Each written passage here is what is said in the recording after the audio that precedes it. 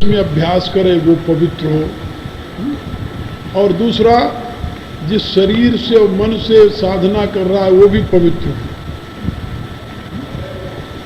ये पवित्रता की भी बड़ी प्रतिष्ठा है। तो शुचौ देशे प्रतिष्ठाप्य, आगे क्या भाई, स्थिरम आसनम आत्मनः, और आसन जो है वो स्थिर है। ये नहीं कि आज आसन यहाँ बिछाया आज कल वहाँ बिछा, नहीं, एक जगह आसन को स्थिर बताओ। आगे बताएंगे आसन कैसा होना चाहिए। तो आसन अभ्यास का एक जगह, ये नहीं कि आज यहाँ आसन है कल वहाँ आसन है परसों वहाँ आसन, ऐसे नहीं। एक जगह निश्चित करके वहाँ आसन पर बैठो। स्थिरम आसनम और आत्मना माने शरीर, यहाँ आत्मा माने शरीर। तो आसन ही स्थिर न हो, आसन के ऊपर बैठा हुआ शरीर भी स्थिर हो, शरीर में भी कोई मूवमेंट न हो, कोई गति न हो, कोई हलचल न हो। स्थिरम आसनम आत्मना, और फिर आगे क्या करे भाई, और वो आसन जो है वो कैसा रहे, नाति ऊंचम, और न तो अत्यंत ऊंचा रहे, जैसे इस समय यहाँ हम बैठे हुए हैं, या वो आसन है, नहीं, नाति उच्चतम नाति नीचम, न तो ऊंचा हो और न तो जमीन से लगा हुआ हो, नीचा भी न हो। तो योगियों ने बताया कि आसन जो है वो 9 अंगुल ऊपर, या फिर एक हाथ, अधिक से अधिक हाथ भी ज्यादा हो जाता है, ऐसा ऊंचा आसन हो 9 अंगुल का, उसके ऊपर आसन लगा। क्योंकि अभ्यास में है, हाँ, एक बालिश वो जो उसके पाए हो नीचे वो, फिर उसके ऊपर वो हो। तो और आसन होना चाहिए, भगवान आगे बताएंगे, तो लकड़ी का नीचे आसन हो, जैसे चौकी बनावे। चौकी हमारे यहाँ पुरानी चौकियाँ बहुत ऐसे पूजा के देखे होंगे, जो पूजा के लिए बनती हैं, वो चौकी। तो नाते उच्चतम नाते नीचे, न तो बहुत ऊंची हो न तो बहुत नीची, बहुत इतनी नीची न हो कि यानी कोई जंतु आकर उसे डिस्टर्ब करे, विघ्न करे। नाते उच्चतम नात नीचम, और फिर नीचे तो लकड़ी का हो। चैल अजिन कुशोत्तर, पहले उस पर कुशा बिछा दे, कुशा के ऊपर मृगचर्म बिछा, और मृगचर्म के ऊपर कपड़ा बिछा। जिस आसन पर बैठे रोज अभ्यास के लिए, वहाँ ये 3 चीजें बिछाकर उस आसन, चैलाजिन कुशोत्तरम, ऐसा आसन लगा करके उसमें बैठना चाहिए। देश पवित्र हो, आसन पवित्र हो और स्थिर हो।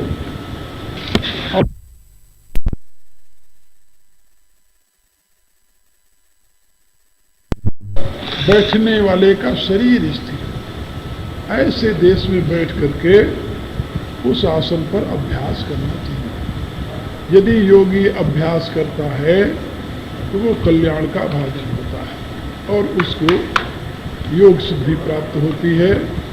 और क्या करना चाहिए, भगवान ने कहा आप कल बताएंगे। आज थके मादे लोग आए हैं, इनको भोजन वोजन कराओ। भगवान कल, हाँ, एक दूसरे का यही, हमारे यहाँ गोपी और सुरभि आए थी, तो एक दूसरे को चाटा करता। ओम भूर्भुवः स्वः तत्सवितुर्वरेण्यं भर्गो देवस्य धीमहि धियो यो नः प्रचोदयात्। ओम विश्वानिदेव सवितुर्धुर्तारितं भद्रं कर्णिभासो सर्वे भवन्तु सुखिनः सर्वे सन्तु निरामयाः।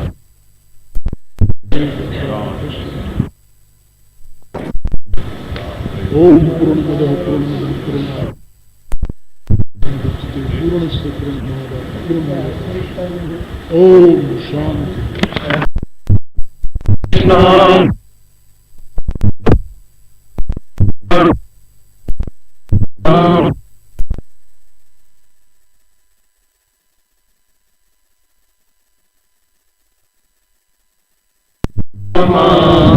श्री कृष्ण शरणं श्री कृष्ण शरणं मम श्री कृष्ण शरणं मम श्री कृष्ण शरणं मम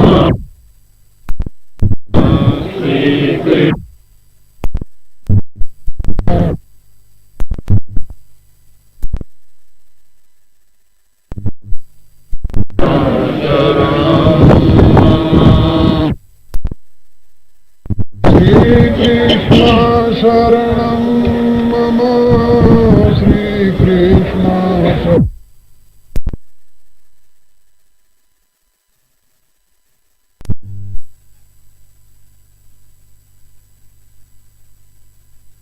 निराशी अपरिग्रह। वो परिग्रही है जो दूसरे की आशा करता है, वह कभी भी किसी भी काल में योगी नहीं बन सकता, योगारूढ़ नहीं हो सकता। इसलिए निराशी अपरिग्रह फिर क्या करे? रहस्य स्थित, एकाकी रहस्य स्थित। निराशी अपरिग्रह एकाकी रहस्य स्थित यत चित्तात्मा सततम आत्मानं युंजी, ये इसका क्रम है। आशा और परिग्रह से मुक्त होकर के अकेला एकांत में बैठ करके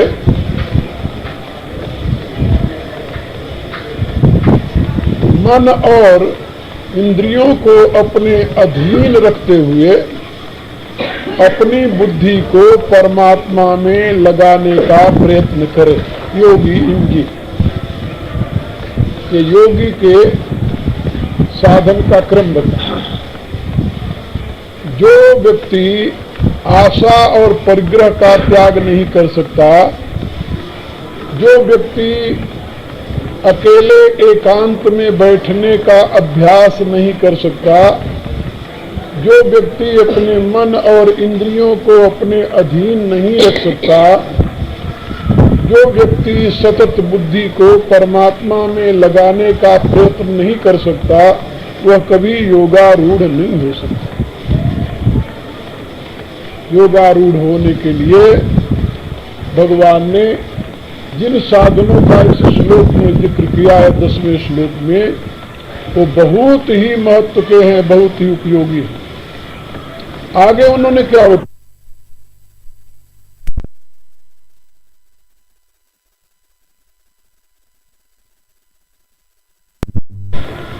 ये अभ्यास कहाँ बैठकर करना चाहिए, वह एकांत स्थान कैसा होना चाहिए, बैठने वाले की स्थिति कैसी होनी चाहिए, इस विषय में भगवान ने कहा शुचौ देशे प्रतिष्ठाप्य 11वें श्लोक में।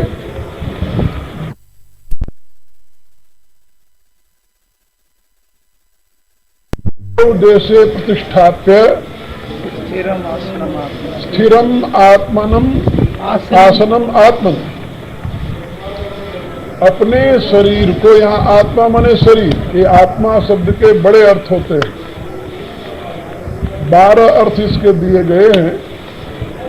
उन 12 अर्थों में शरीर भी एक अर्थ है, आत्मा का अर्थ शरीर भी होता है। तो अपने शरीर को पवित्र स्थान में सुदृढ़ आसन के ऊपर स्थापित कर दे।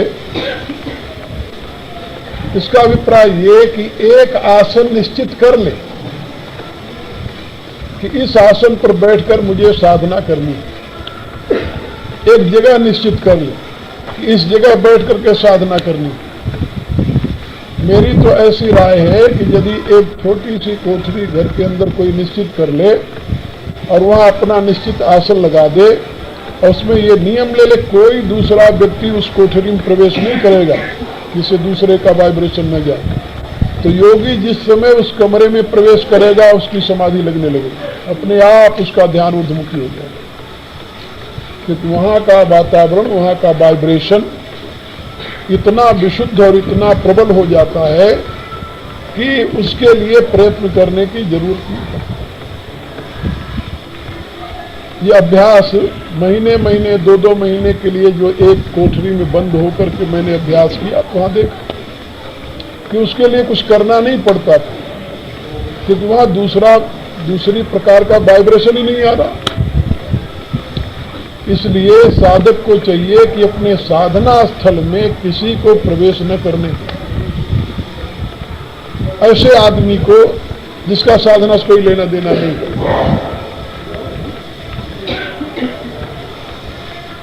एक महात्मा थे, रहते थे गंगोत्री में, नंगे रहते थे वो, कृष्णाश्रम नाम था उनका, और बहुत प्रसिद्ध महात्मा थे, मालवीय जी के गुरु थे वो, और हिंदू विश्वविद्यालय की नींव उन्होंने ही रखी थी। और नींव रखवाने के लिए मालवीय जी ने उनको हेलीकॉप्टर में चारों तरफ बर्फ की सिल्ली रख करके तो उसमें बैठा करके ले गए थे, क्योंकि वो गर्मी में रह नहीं सकते थे और गंगोत्री में नंगे रहते थे बिल्कुल।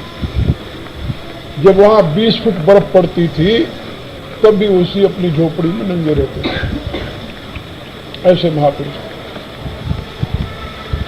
मैं उनका दर्शन करने के लिए जिस समय उनके कमरे में प्रवेश किया तो हमें ये नहीं लगा कि हम पृथ्वी में हैं या स्वर्ग में हैं या किसी अन्य दिव्य लोक में। ऐसा वो नहीं रहा। और वस्त्र तो बिल्कुल नहीं प्रयोग करते थे वो, तो घास बिछी हुई थी कमरे में, घास, और एक तरफ घास का ही उन्होंने ऐसे बना रखा था जिस पर वो सोते थे। चारों तरफ कमरे में घास थी और घास की एक ऐसे ऊंचा सा बना रखा था घास का, उसी में वो सोते थे, उसी के ऊपर निर्वस्त्र रहते थे। तो उनके कमरे में प्रवेश करते ऐसा लगा कि जैसे किसी दूसरे लोक में पहुंचा।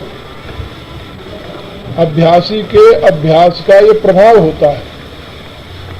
इसलिए भगवान ने यहाँ पर समझाया है कि भाई अभ्यास के लिए शुचौ देश प्रतिष्ठाप्य, पवित्र देश हो। पवित्र देश माने स्थान, पवित्र स्थान। ये नहीं कि वहीं जूता रखे, वही जूता अपन का आदमी जा रहा, वहीं तुम चटाई बिछा कर वहीं ध्यान भी कर रहे हो अपने।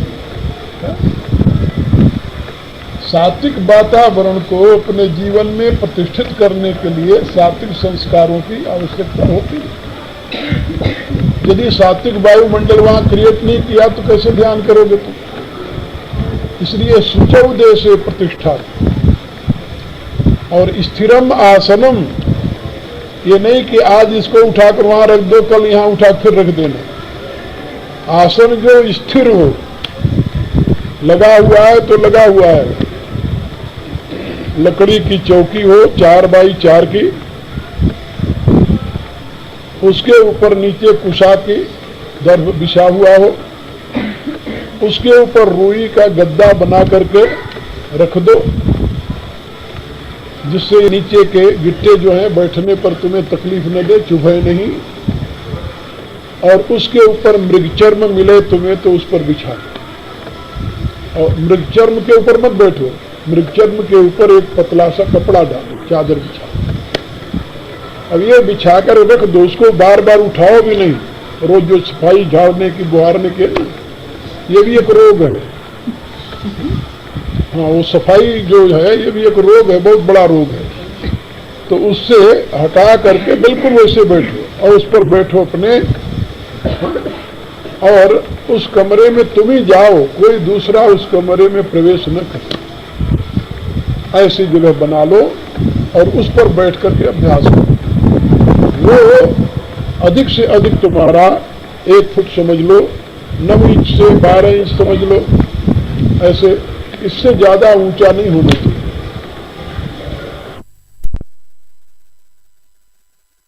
क्या क्यों नहीं होना चाहिए, तो उसका एक कारण मैं आपको बताऊं। हम जब घोर अभ्यास में थे अपने उदयपुर में, तो हमारी चौकी जो थी वो बहुत ऊंची तो नहीं थी, फिर भी जैसे आम चौकी होती 1.5 फुट ऊंची थी। अभ्यास में हम बैठे, हमारा अभ्यास था सिद्धासन से बैठने का, और अभ्यास में बैठे शरीर में वायु भर गई, वायु भर करके शरीर उठ गया। अब उठने पर पता नहीं कब वो सिद्धासन खुल गया, पता नहीं कब खुला। और जब मुझे होश आई तो मैं अपने को वहां नीचे ऐसे पड़ा हुआ पाया, ऐसे पड़ा हुआ था, क्योंकि वायु भरी भरी वायु जब उसमें से वो सिद्धासन खुल गया तो सड़ाक दे निकली और जाकर के बाहर फेंक दिया। अब उससे नीचे गिरा, मैं गिर गया होऊंगा, कब गिरा तो पता नहीं, उस समय होश तो थी नहीं, तो ऐसे पड़ा हुआ पाया। और जब होश आई तो मैं सोचा कि मैं तो बैठा था ध्यान में, यहां मैं कब आकर सो गया। और यानी बहुत ऊंचा होता तो उस समय कोई दुर्घटना घट सकती थी, कह रहे तो रक्षक भगवान है, बचा लिया। नहीं तो ऐसी अवस्था में जब वायु खुलती है ना, तो वायु किसी रास्ते से जा सकती है, फाड़ सकती है, नसें फाड़ देती है, कई महात्मा रोगी हो जाते हैं ऐसी स्थिति में। तो इसलिए बहुत ऊंचा आसन नहीं होना चाहिए, आसन उतने होना चाहिए जैसे कि कभी ऐसी कोई घटना हो जाए, नीचे लुढ़क भी जाए तो उसको कोई चोट वोट न लगे। हाँ, और इस ढंग का ये होना चाहिए, और उसको समझ लो कि 4 फुट चौड़ा हो और 4 फुट लंबा, इस ढंग का चौकी बनावे और उसके ऊपर बैठे। तो शुचौ देशे प्रतिष्ठाप्य स्थिरम आसनम, और उसी के ऊपर आत्मन माने शरीर को भी स्थिर करके बैठे। स्थिरम सुखम आसन। पतंजलि ने कहा कि जब ध्यान में बैठो तुम, तो तुम्हारे पांव में कहीं पीड़ा खिंचाव नहीं होनी चाहिए, सुख पूर्वक बैठो और स्थिर होकर बैठो। ये नहीं कि थोड़ी देर बाद तुम ऐसे करो फिर ऐसे करो, हिलो डुलो, ऐसा नहीं। और आसन का अस्थिर, आपने यदि बैठे हैं ध्यान में, सलाइवा अंदर ले ली, आसन टूट गया, आसन खत्म। चाहे आप उस आसन से 2 घंटे 4 घंटे बैठे रहें, लेकिन सलाइवा आपने अंदर ले लिया तो सारा शरीर हिल गया, स्थिर कहाँ रहा, अंदर का सारा ढांचा हिल गया, क्योंकि सलाइवा निकलने में ही सारा ढांचा हिल जाता है। तो सलाइवा भी न अंदर जाए, स्थिर के अभिप्राय है। तो उसके लिए क्या करते हैं, कपड़ा लेकर के गल में बांध लेते हैं और जीभ को यहाँ ये जो अपना नीचे वाला दांत है इसके तले में रख लेते हैं और जरा सा मुंह खोल करके से बैठ जाते हैं। तो ये सारा सलाइवा जो शरीर का है, जितनी गंदगी है शरीर की, सब धीरे धीरे मुंह के रास्ते से बाहर निकल जाती है। और वो कपड़ा जो तो भीग करके पूरा हो जाता है, सलाइवा निकलता रहता है। लेकिन ये हमेशा नहीं होता, ये थोड़े दिन तक होता है, जब तक यानी नाड़ियां शुद्ध न हो जाए। तो नाड़ियों की अशुद्धि सारी अपने आप निकल जाती है और उसमें फिर सलाइवा निकलना नहीं पड़ता। और फिर शांत होकर बैठा है योगी और ध्यान में उसका चला जा रहा है जैसे। तो शुचौ देश प्रतिष्ठाप्य स्थिरम आसनम आत्मना, अपने आसन को स्थिर करके रखे और अपने शरीर को उसमें स्थिर करके बैठा दे। नात्युचितम नात नीचम, इतना नीचे भी ना हो कीड़ी मकोड़े आकर तुम्हें परेशान करें, और इतना ऊंचा भी ना हो कि लुढ़क जाओ तो शरीर खराब हो जाए। तो इसलिए नात्युचितम नात नीचम, और चैल अजिन कुशोत्तरम, कुश फिर यानी चैल क्या नाम, अजीन फिर चैल, इस ढंग से उसको बनावे। ये भगवान ने चैलाजिन कुशोत्तरम। आगे क्या कहा भगवान ने, तत्र अगमनत्वा धारयन अचलम स्थिरम यत् चित्तेन्द्रिय क्रिया। चित्त इंद्रियां दोनों की क्रियाओं को यत माने अपने कंट्रोल में कर, यानी चित्त में क्रिया न हो, इंद्रियों में क्रिया न हो। ये इंद्रियों की क्रिया है ना, सलाइवा निकलना इंद्रियों की क्रिया है। इंद्रियां कोई क्रिया न करें, चित्त कोई क्रिया यानी मन कोई क्रिया न करे और इंद्रियों में कोई क्रिया न हो। अब मच्छर काटा तो ऐसे हाथ मारने लगे तो गया, फिर चला गया। और इसके लिए क्या करते हैं, जहां ऐसी है दंश मच्छर आदि की हो तो पहले उसमें बताया गया कि ऐसे स्थान पर ध्यान का अभ्यास करना चाहिए जहां इसके लिए गुंजाइश न हो, मच्छर न हो, मक्खी न हो, ऐसा। और यदि ऐसा है स्थान तो फिर क्या करे, तो उसके लिए जाली का वो बना ले और उसको नेट लगा ले, चारों तरफ नेट लगाकर आराम से अंदर बैठ जाए। न मच्छी आएगी, मक्खी आएगी, न मच्छर आएगा, कुछ नहीं आएगा। तो इसलिए ये हमारे योगी थे बाबा रामदास जी महाराज, मेरे परमाराध्य, तो वो 3 चीजें हमेशा अपने साथ रखते थे। तो उसमें एक चीज उनकी ये भी थी, कहीं जाते तो उनकी जाली जो थी वो साथ ले जाते और जहां जाते अपने तुरंत वो करते और अपने। तो ये बहुत जरूरी है, आवश्यक है। केवल मच्छर ही नहीं नुकसान कर, मक्खी भी आ जाए तो भी नुकसान करती है। तो जहां ध्यान के लिए स्थान बनाओ वहां जाली लगा दो और जब ध्यान करने बैठो तो उसके अंदर चले जाओ। तो इस प्रकार से तत्र एकाग्रम मनः कृत्वा, ऐसे स्थान पर मन को एकाग्र करने का अभ्यास करें। और क्या करें इसमें, पहले तत्र उस स्थान पर बैठ करके मन को एकाग्र करने का अभ्यास करें। और चित्त इंद्रिय, यत चित्त इंद्रिय क्रिया, इंद्रिय और चित्त इन दोनों की क्रियाओं को, चित्त माने या मन है, चित्त शब्द का प्रयोग मन के लिए किया है कई स्थानों पर। तो चित्त में किसी प्रकार की स्फुरणा न हो, मन में किसी प्रकार की स्फुरणा न हो, यानी बुद्धि में किसी प्रकार की स्फुरणा न हो, इसे समझ लो। और इंद्रियों की कोई क्रिया न हो, हाथ की, पांव की, शरीर में कहीं भी कोई किसी प्रकार के मूवमेंट न हो। केवल ध्यान की विधि से यदि बैठने का अभ्यास किया जाए ना, केवल, और कुछ न करे, ध्यान की विधि से बैठने का अभ्यास किया जाए, तब भी आप देखो विद इन 3 मंथ, हमारे यहाँ उसमें योग दर्शन शास्त्र में लिखा हुआ है कि जो उत्तम कोटि के साधक है उनका 3 महीने, जो मध्यम कोटि के साधन है उनका 6 महीने, जो निम्न कोटि के साधन है उनका 9 महीने। 3 महीने, 6 महीने, 9 महीने, इतने में ही उनको अपने शरीर में परिवर्तन आना दिखाई देने लगेगा। फिर क्या होगा, पहले कंप होगा शरीर में, फिर स्वेद होगा, पसीना निकलने लगेगा अपने आप शरीर से, तो कंप होगा, स्वेद होगा, और उनके शरीर से 2 चीजें धीरे धीरे गायब होने लगेंगी। मल मूत्र की मात्रा कम होने लगेगी, शरीर से पसीना निकलेगा, शरीर में कंपन होगा, मल मूत्र की मात्रा कम हो जाएगी और शरीर से सुगंध निकलने लगेगी। यानी पसीना में जो बदबू आती है, ये बदबू नहीं आएगी, तो पसीना से उनके सुगंध निकलने लगेगी, क्योंकि पृथ्वी तत्व जो है वो उसके ऊपर उनका कंट्रोल हो जाएगा धीरे धीरे। जब स्थिर हो जाएगा शरीर, शरीर की स्थिरता ही पृथ्वी तत्व पर अधिकार है।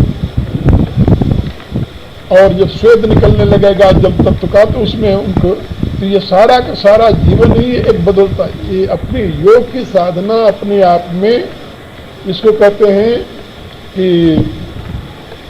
क्या बोलते हैं, शरीर का आमूल चूल परिवर्तन, पूरा का पूरा जीवन परिवर्तित हो जाता है। इसमें केवल भगवान का ध्यान और आत्मा का उत्थान यही नहीं होता, योग साधना तो सारे शरीर को परिवर्तित कर देती, सारे जीवन को दिव्यता में परिवर्तित कर देती है।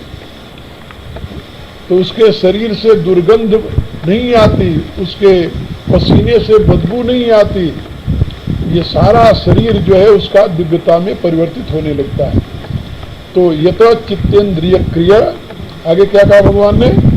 उपविश्यासने आत्मविशुद्धये। अब कहते हैं कि उस आसन पर बैठ करके और आत्मशुद्धि के लिए, आत्मशुद्धि माने या बुद्धि की शुद्धि के लिए, बुद्धि की शुद्धि के लिए योग का अभ्यास करें। बुद्धि की शुद्धि के लिए ही सारा प्रयत्न है। मन स्थिर हो जाए, चित्त में कोई स्फुरणा न हो, ये सब बुद्धि की शुद्धि के लिए है। साधन का प्रयोजन ही बुद्धि को शुद्ध करना है, क्योंकि योगी का जो श्रेष्ठतम स्वरूप भगवान ने बताया, क्या बताया? समः बुद्धि विशिष्यते। तो सम बुद्धि विशिष्यते जो है योगी का श्रेष्ठतम स्वरूप है, और बुद्धि की समता को प्रतिष्ठित करने के लिए सारे साधन हैं। तो भगवान कहते हैं कि योगी को चाहिए कि आत्मविशुद्ध माने बुद्धि की शुद्धि के लिए सारा प्रयत्न करें। बुद्धि में अशुद्धता क्या है? बुद्धि में अशुद्धता है रजोगुण, बुद्धि में अशुद्धता है तमोगुण। तमोगुण जब तक है तब तक किसी की साधना में प्रवृत्ति होगी ही नहीं। वो क्यों साधना करेगा? वो तो सोचेगा भी नहीं। रजोगुण में साधना की प्रवृत्ति होती है यदि वो सतोगुण से अभिभूत हो, तो सतोगुण के प्रकाश में रजोगुण हो तो साधना प्रवृत्ति होती है। और जहाँ तमोगुण की प्रधानता है वहाँ तो साधना के जानता ही नहीं साधना क्या होगा। मूढ़ चित्त में साधना नहीं होती और क्षिप्त चित्त में साधना नहीं होती। साधना विक्षिप्त चित्त से शुरू होती है, जो रजोगुण सतोगुण से अभिभूत है या जिसमें सतोगुण का किंचित प्रकाश है, वहां से साधना शुरू होती है। तो भगवान कहते हैं कि बुद्धि को शुद्ध बनाने के लिए उपयुक्त शांति रजसम, आगे कहेंगे रजोगुण से रहित करने के लिए, बुद्धि को रजोगुण से रहित करने के लिए योगी को प्रयत्न करना चाहिए। अब अभ्यास करे, और अभ्यास में उसके जो भगवान ने शर्त रखी है वो ऊपर बता दिया है। कैसे बैठना है, कहाँ बैठना है, एक। और सततम कहकर के बताया कि नित्य प्रति बैठना है। समय भी निश्चित कर लेना है कि इस समय से इस समय तक बैठना है। समय निश्चित हो, स्थान निश्चित हो, और यानी आसन निश्चित हो, बैठने की विधि निश्चित हो, और उस आसन से बैठ करके योगी युंजित सुप्तम आत्मानंद रसि स्थित, तब योगी अभ्यास में अपने प्रवृत्त हो। अब इससे भगवान का ये जो कथन है कि तत्र एकाग्रम मनः कृत्वा यत चित्त इंद्रिय क्रिय उपविश्य स्यासने युंजात योग आत्म विशुद्धि। आत्मा की विशुद्धि के लिए योग का अभ्यास करे योगी, वहां बैठ करके। उपविश्य माने अच्छी प्रकार से बैठ करके। और उपविश्य का अभिप्राय एक और होता है कि शरीर से तो बैठने के लिए पहले बता दिया, फिर यहाँ उपविश्य की क्या जरूरत पड़ी करने की? कहा शरीर से तो बैठ गया, शरीर स्थिर कर दिया, सब कुछ हो गया। अब वो अपने बुद्धि को परमात्मा के निकट ले जा करके लगावे। उपविश्य, उप समीपे, उप कहते हैं समीपे। अपने को ये देखे कि हम परमात्मा के नजदीक बैठे। अपनी बुद्धि कहाँ है? परमात्मा के next to God, next to consciousness. बुद्धि क्या है? Next to consciousness. तो यदि उसको बोध है कि हमारी बुद्धि जो है वो नेक्स्ट टू कॉन्शियसनेस है, और उस अवस्था में अपने आप को ले जाकर के प्रतिष्ठित कर दिया, तो उसके ध्यान में अब कोई बाधा नहीं है। उपविश्य वहां पर उस अवस्था में परमात्मा के निकट, यानी परम चैतन्य घन जो है, उस परम चैतन्य घन के समीप, उपसमीपे। उसके समीप बैठ करके स्थिर हो करके और ध्यान में अपने योगी अभ्यास करे। उससे उसकी बुद्धि शुद्ध हो जाती है, रजोगुण नष्ट हो जाता है। रजोगुण नष्ट हो गया, इसका प्रमाण क्या है? का वहां मूवमेंट समाप्त हो जाती है। यदा पंचावतिष्ठन्ते ज्ञानानि मनसा सह बुद्धिश्च न विचेष्टति तमाहु परमां गतिम्। उपनिषद कहती है कि जहां पर मन सहित पांचों ज्ञान इंद्रियां शांत हो गई हैं और बुद्धि में भी अब कोई स्फुरणा नहीं होती, वो परम गति है। तो इस प्रकार से अभ्यास करता हुआ योगी उस अवस्था में पहुंच जाए और अपने आप को उस परमात्मा के बिल्कुल निकट अनुभव करता है, उपविश्य, और वहां से अभ्यास का प्रारंभ करे। इसके आगे भगवान क्या बताते हैं? अब बैठे तो, अब ये तो बता दिया बैठ जाए अभ्यास करे, तो बैठने में भी कोई विशेषता होनी चाहिए, कोई सावधानी होनी चाहिए। बोले हाँ, समो काय समम काय शिरो ग्रीव धारयन अचलम स्थिरम। ये बात भगवान ने जो कही है बहुत महत्व की है कि जब तुम बैठे तो तुम्हारा कमर ऐसे न हो जाए, ढीली न हो, समम ऐसे बिल्कुल। काया माने ये रीढ़ की हड्डी जहां तक है वहां तक उसकी संज्ञा है काया। रीढ़ की हड्डी से यहां से लेकर गर्दन से लेकर के और टेलबोन तक इसकी संज्ञा काया है, इसको काया कहते हैं। यानी धड़ जिसको कहते हैं, धड़ है ना, ये धड़ का नाम है काया। तो ये काया जो है ये सम होना चाहिए, समम काय। और काया ही सम न हो, सिरो ग्रीवा, ये ग्रीवा और सर ये भी एक लाइन में हो, स्ट्रेट लाइन में हो। इस प्रकार से ऐसे करके बहुत लोग बैठे ऐसे ध्यान कर रहे, ऐसे ध्यान नहीं होता। ध्यान के लिए ऐसे होना चाहिए। ये गर्दन जो है ना, गर्दन सीधी होनी चाहिए। पीछे की तरफ ध्यान रखोगे पश्चिम द्वार की तरफ तो बात समझ में आ जाएगी। गर्दन सीधी होनी चाहिए यहाँ से। अब गर्दन सीधी करोगे थोड़ा सा सर को नीचे करना पड़ेगा ऐसे ऐसे, और सीने को आगे करना पड़ेगा इस तरह। समम काय शिरो ग्रीव। और ये नहीं कि इसको बार बार करते रहो, मूवमेंट करते रहो, नहीं बदलते रहो, नहीं।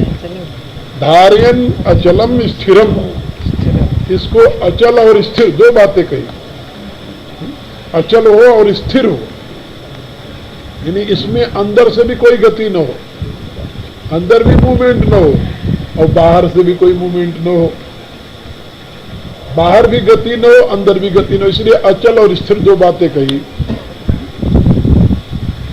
अचल हो अंतर से और स्थिर हो बाहर से। तो समम काय शिरोग्रीव धारयन अचलम स्थिरम और दृष्टिम तो नासिका ग्रंसम, संप्रेक्ष नासिका ग्रंसम। और संप्रेक्ष नासिका ग्रंसम भगवान कहते हैं कि सम्यक प्रकार से नासिका के अग्रभाग। अब नासिका ग्रंसम के लिए दो अर्थ करते हैं महात्मा लोग। एक तो नासिका ग्रंसम ये है टिप ऑफ नोज जिसे कहते हैं, और एक नासिका ग्रंसम ये है, ये अग्रभाग, ये जो है आज्ञा चक्र जो है, ये दो स्थान है। मेरी ऐसी राय है कि यदि तुम यहाँ देखो ना तो यहाँ अपने आप चली जाती है।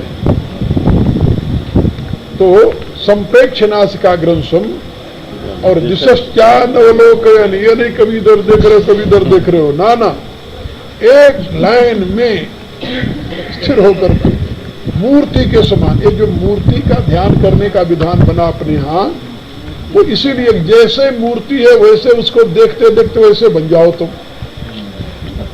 चित्त हो मूर्ति में, मूर्ति हो चित्त, बने तब प्राण आधार की पूजा। मूर्ति पूजा का विधान बताया गया। मूर्ति पूजा कैसे करनी चाहिए। ये मूर्ति जो है ये इसके लिए नहीं बनी थी जैसे आजकल करते हैं। मूर्ति बनी थी पहले ध्यान के लिए, ध्यान के लिए बनी थी। तो इसीलिए बताया ध्यान मूलम गुरु मूर्ति। तो वो ध्यान के लिए बनी थी, लेकिन अब ध्यान का स्थान तो गायब हो गया, मूल उद्देश्य गायब हो गया और मामला दूसरा चल पड़ा। खाना पीना लड्डू गोपाल सब कुछ हो गए एक साथ। तो यहाँ पर भगवान ने कहा संप्रेक्षणासिकाग्रम सम्यक प्रकार से, संप्रेक्ष माने सम्यक प्रकार से, प्रकृष्ट रूपेण ईक्ष माने देखो, यहाँ पर संप्रेक्ष ऐसे नासिका के अग्रभाग को देखो। यहाँ पर देखते रहोगे तुरंत यहाँ पर दर्द होने शुरू हो जाएगा थोड़े दिन बाद, और यहाँ खिंचाव होने लगेगा। और इसको सांभवी मुद्रा कहते हैं। ये मुद्राएं सांभवी मुद्रा और वैष्णवी मुद्रा, दो मुद्राएं। तो सांभवी मुद्रा वो है जिसको कि नासिका के अग्रभाग पर दृष्टि रखी जाती है, और वैष्णवी मुद्रा वो है जिसमें नासिका के मूल पर दृष्टि रखी जाती है। ये दोनों अलग अलग मुद्राएं हैं, और इन दोनों मुद्राओं का वर्णन है शास्त्रों में। तो संप्रेक्ष नासिकाग्रम दिशश्चानवलोकयन, और किसी भी दिशा में उसकी दृष्टि न जाए। दृष्टि एक जगह टिकी है तो टिकी रहे। मेरी तो ये राय है कि मन दौड़ता है तो दौड़ने दो उसे। काया तो तुम्हारे अधीन है, मन अधीन नहीं है, काया तो अधीन है ना। मन सूक्ष्म है, काया तो सूक्ष्म नहीं है, वो तो स्थूल है। तो जो स्थूल है पहले उसको क्यों नहीं कंट्रोल करते? जो स्थूल है पहले उसको क्यों नहीं फिक्स करते? जो स्थूल है पहले उस पर क्यों नहीं अधिकार करते? पहले आगे का किला तोड़ो, फिर तो पिछले वाले दरवाजे में प्रवेश करोगे। और आजकल लोग कहते हैं मन एकाग्र हो जाए, शरीर चाहे दौड़ता रहे। हाँ, पहला फाटक न टूटे लेकिन अंदर का टूट जाए, ऐसा कैसे संभव हो सकता है? भाई पहले तो पहला फाटक तोड़ो, तुम शरीर को पहले अपने कब्जे में रखो, शरीर को स्थिर करो। ये जो हमारे यहाँ चक्रों का ध्यान और ये सारी व्यवस्था चली, ये शरीर को स्थिर बनाने के लिए, इसमें कोई गति न हो, फिर मन अपने आप एकाग्र हो जाएगा। पहले जहां साधना शुरू करनी है उसको शुरू करो। तो संप्रेक्षणासिकाग्रम दिशश्चानवलोकयन, अब किसी भी दिशा में तुम्हारी दृष्टि न जाए, बिल्कुल एकाग्र होकर के तुम्हारी दृष्टि लगी रहे साधना में। और फिर क्या करे? प्रशांतात्मा। क्या क्या है इसमें? प्रशांतात्मा विगत भीर, प्रशांतात्मा विगत भी माने भय से रहित, निर्भय होकर, ब्रह्मचारी व्रते स्थित, मन संयम मच्चित्त, युक्त आसीत मत्पर। मन संयम मच्चित्त युक्त आसीत मत्पर। यहाँ पर सारी साधना जो योग की है वो ईश्वर पर है। सांख्य की साधना में और योग की साधना में यही अंतर है कि योग की साधना जो है वो परमात्मनिष्ठ है, और सांख्य की साधना जो है वो तत्वनिष्ठ है। सांख्य की साधना तत्वनिष्ठ है और योग की साधना परमात्मनिष्ठ है। महाभारत शांति पर्व में यही कहा गया। मैंने अपने गीता भाष्य में इसको स्पष्ट किया है कि दोनों में अंतर क्या है। तो भगवान यहाँ पर योगनिष्ठ साधना बता रहे हैं। पूरी गीता जो है तो योगनिष्ठ है, ये सांख्यनिष्ठ नहीं। सांख्य का उन्होंने जिक्र किया है, सांख्य की जगह जगह पर व्याख्या भी की है, सांख्य की महिमा भी गाई है। ये भी बताया कि सांख्य के द्वारा भी मोक्ष मिल जाता है, लेकिन ये बताया कि अव्यक्ता ही गतिर दुखम देहवद फिर वाप्यते। ये अव्यक्त में गति जो है सांख्य मार्गियों का जो रास्ता है ये दुखद है, शरीरधारी के लिए बड़ा मुश्किल है, एकाएक उसमें निष्ठा नहीं होती। इसलिए भगवान ने कहा कि योग मार्ग जो है वो सुगम है। और जब उनसे पूछा गया कि आपकी दृष्टि में श्रेष्ठतम योगी कौन है, तो उन्होंने कहा कि मेरे दृष्टि में श्रेष्ठतम योगी जो है वो सगुण उपासक है, ईश्वर का जो आश्रय लेकर के चलता है, ये श्रेष्ठतम योगी है। योग मार्गी श्रेष्ठतम योगी है।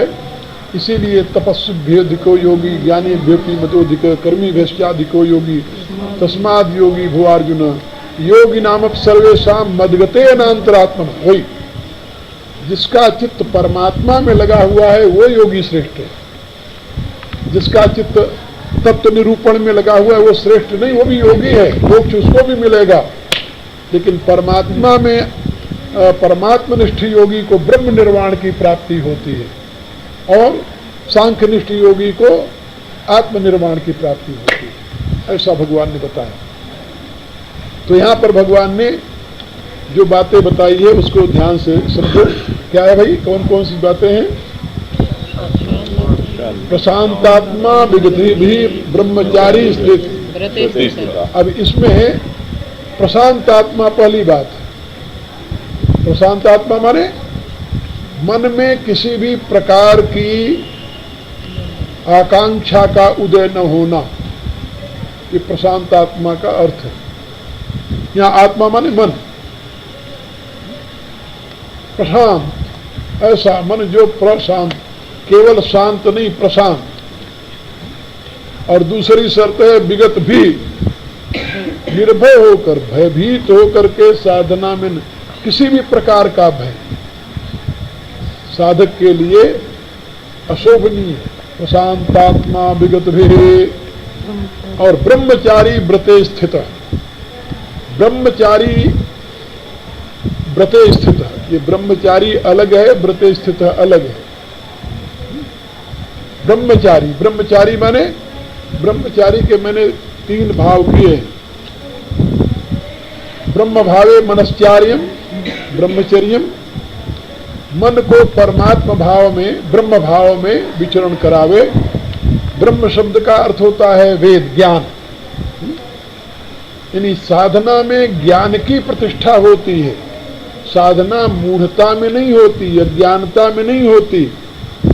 जब वो ध्यान करने बैठे तो वो ब्रह्मचारी, ज्ञान में उसकी वृत्ति लगी रहे, ज्ञान में वृत्ति हो, जागरूक रहे। ये नहीं कि वो उसकी वृत्ति जो है वो जड़ता में पहुंच जाए। और तीसरा अर्थ इसका है ब्रह्मचारी, जो क्या बोलते हैं, शक्ति का मूल स्रोत है, इसको कहते हैं शक्ति का मूल स्रोत।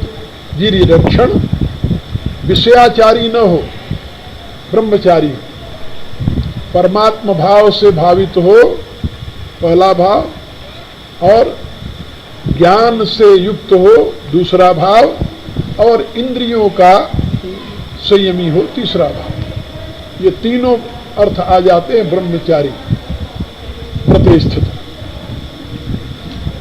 ब्रह्मचारी हो और साधना के व्रत में स्थित हो, व्रत लेकर के साधना की जाती है, निष्ठा के साथ साधना की जाती है।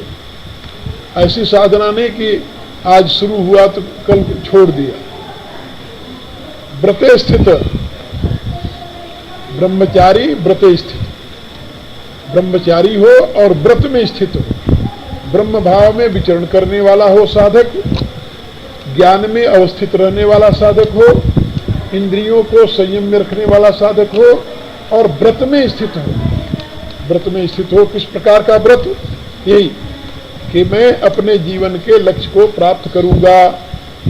दृढ़ व्रति जिसे कहते हैं, दृढ़ निश्चयी, दृढ़ व्रति। ये नहीं कि थोड़ी सी आपत्ति आई तो सरेंडर कर दिया, नहीं, थोड़ी सी प्रतिकूलता आए तो सरेंडर कर दिया।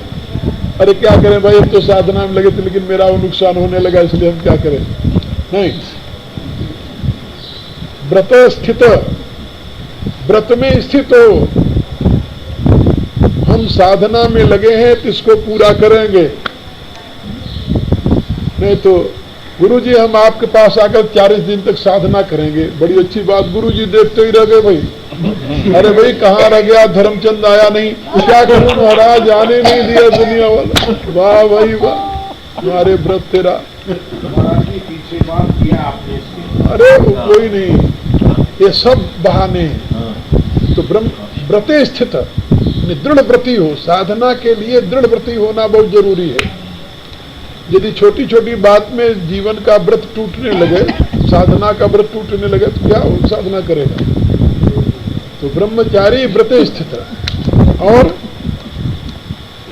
प्रशांतात्मा विगत भी ब्रह्मचारी व्रते स्थित मन संयम्य मत चित्त युक्त आसीत मत पर मन संयम्य मत चित्त, और मन को सम्यक प्रकार से अपने अधीन करके मेरे में लगा दे। मन संयम्य मत चित्त, मन को सम्यक प्रकार से अपने अधीन कर ले और चित्त को मेरे में लगा दे और मेरे परायण होकर के स्थित हो जाए। मच्चित्त मन संयम्य मच्चित्त, आगे क्या है? युक्त आसीत मत पर, मेरे परायण होकर के मेरे से युक्त हो जाए, यानी अपने आप को मेरे से जोड़ दे। यहाँ मेरे माने वो परमात्मा सच्चिदानंद, जिस सच्चिदानंद की अभिव्यक्ति संपूर्ण जीवों के रूप में हो रही है, जो ब्रह्म चक्र का प्रकाशक है, उसकी बात कर रहे हैं भगवान। वहां पर उसमें अपने आप को जोड़ दे। कितनी अच्छी बात बताई भगवान ने। प्रशांतस्य विगत भी ब्रह्मचारी व्रते स्थित। अब ये जो साधन की व्यवस्थाएं हैं,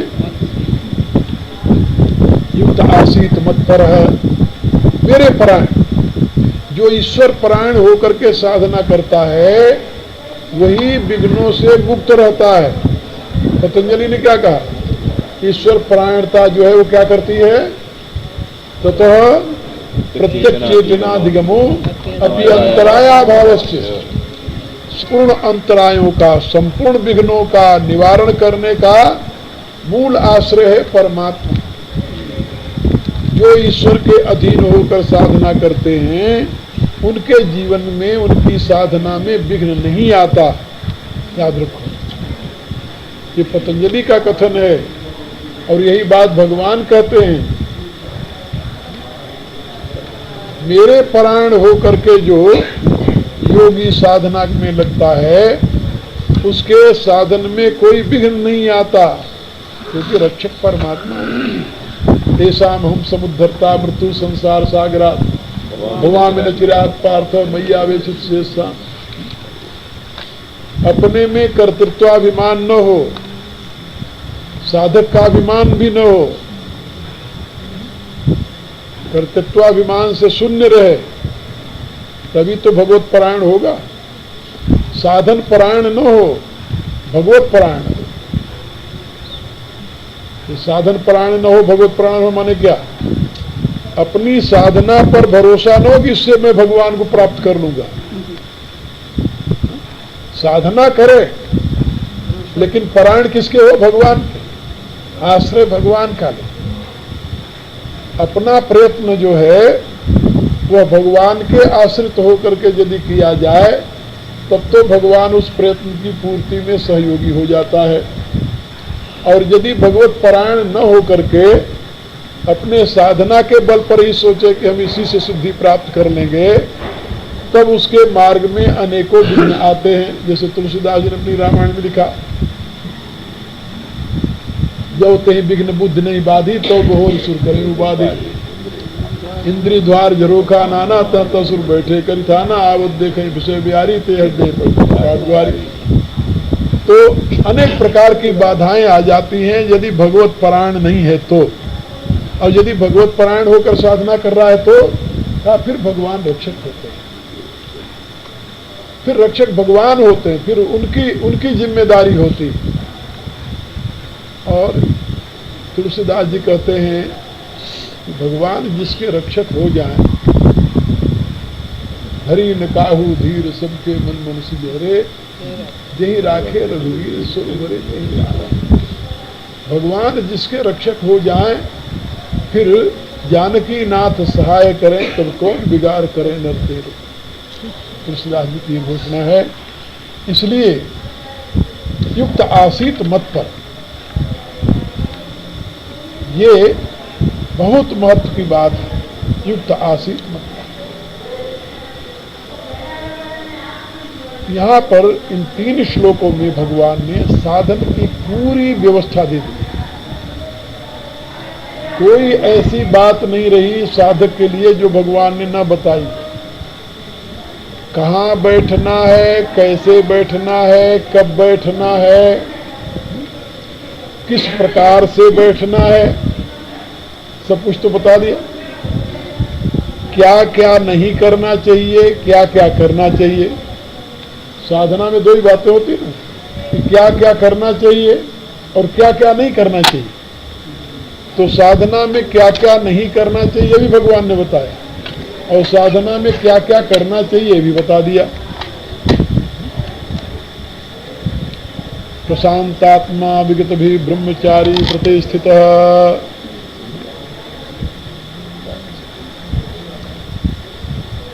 ये जो बात भगवान ने कही ये करनी।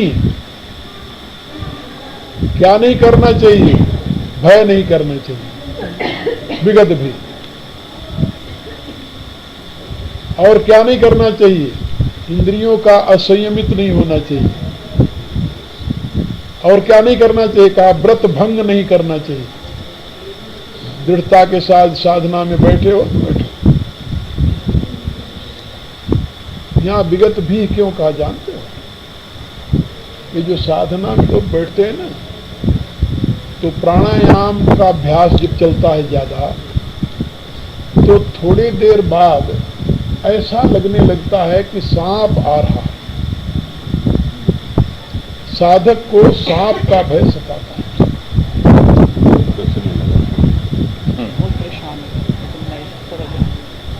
साधक को सांप का भय आता है। और कभी कभी एक महात्मा थे, मैंने देखा तो वो ऐसे किया करते थे, ऐसे प्राणायाम बिगड़ गया तो यही करते रहते थे। तो उनको ये लगा कि मेरे नाक से सांप अंदर जा रहा है। हाँ। उनको ये लगा सांप जो सांप होता है, प्राण है ना, प्राण। बड़े परेशान हुई मैं तो ऑफिस पर, मैं बहुत परेशान हुई इस पर जब साथ में बैठे। तो ये जो है, ये सांप जो है, ये इसका भय होता है। सांप आ गया मेरे अगल बगल, आ गया इधर आ गया, इधर आ गया, ऊपर आ गया मेरे। ये साधना में ये प्राण की गति है। प्राण जब गतिशील होता है तो प्राण जो है, तो प्राण जब गतिशील होता है, इसीलिए वो कुंडलनी को सर्पिणी कहते हैं। हाँ, तो ये प्राण जब गतिशील होता है, प्राणमयी शक्ति गतिशील होती है, तो ऐसा लगता है। और ऐसी अवस्था में सांप आते भी हैं। हाँ, योगी यदि बाहर अभ्यास कर रहा है तो सांप आते भी हैं। सांप आ जाते हैं, बैठ जाते हैं, शरीर पर चढ़ जाते हैं, ये भी करते हैं। निर्भयता नहीं आ जाती। वही तो भगवान कह रहे हैं। तो तो भगवान तो इसीलिए कह रहे हैं भाई, पहले प्रशांत से विगत भी। अब इसमें जो है विक्षेप जो है, ये समझा रहे हैं यदि उस समय विषयों में वृत्ति चली गई तो नष्ट हो गया सब। इसलिए ब्रह्मचारी व्रत स्थित है। व्रत टूटा घबरा करके, और ब्रह्मचर्य में कोई गड़बड़ आ गई,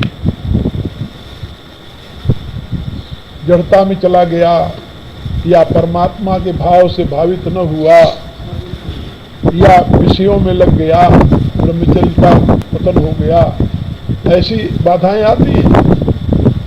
इसलिए भगवान ने बताया ये बहुत ही महत्वपूर्ण है। प्रशांतात्मा विगत भी, विगत भी, भय रहित होकर के साधना में बैठना चाहिए। यही है ना, सांप आएगा काट लेगा और क्या होगा? क्या हुआ? सांप आ गया तो क्या हुआ?